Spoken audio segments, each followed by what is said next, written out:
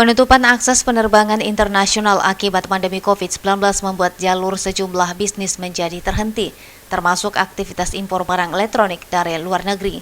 Kepala Seksi Pelayanan Kepabeanan dan Cukai Wilayah 6 Makassar, Eko Budiono, yang ditemui pada kegiatan media briefing Bea Cukai Makassar di Hotel Gammera, Selasa 8 Desember mengatakan, tercatat hingga memasuki bulan Desember, Bea Cukai Wilayah 6 Makassar baru meregistrasi nomor identifikasi International Mobile Equipment Identity atau IMEI sebanyak 15 unit barang elektronik yang dikenalikan, yakni handphone, komputer, dan tablet.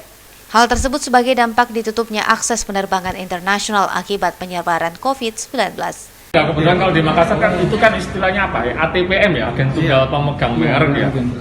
Selama ini yang saya tahu kalau agen tunggal pemegang merek itu sudah mengurus IMEI-nya terlebih dahulu sebenarnya malah. Seperti itu. Kalau di Makassar sini memang mayoritas memang perorangan, jadi penumpang yang membawa seperti itu aja. Tidak ada yang dalam partai besar kayak perusahaan. Tahu saya enggak ada. Ya.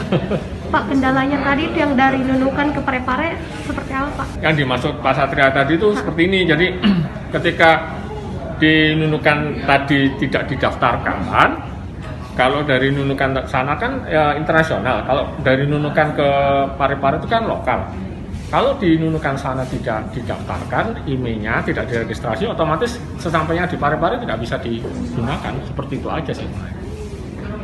Nah, bagi Anda yang telah melakukan transaksi pembelian perangkat elektronik handphone, komputer, dan tablet atau HKT dan belum memiliki IMEI, penting bagi Anda untuk segera melakukan registrasi guna menghindari pemblokiran dalam jangka waktu 60 hari sejak perangkat Anda terdeteksi berada di wilayah hukum Indonesia.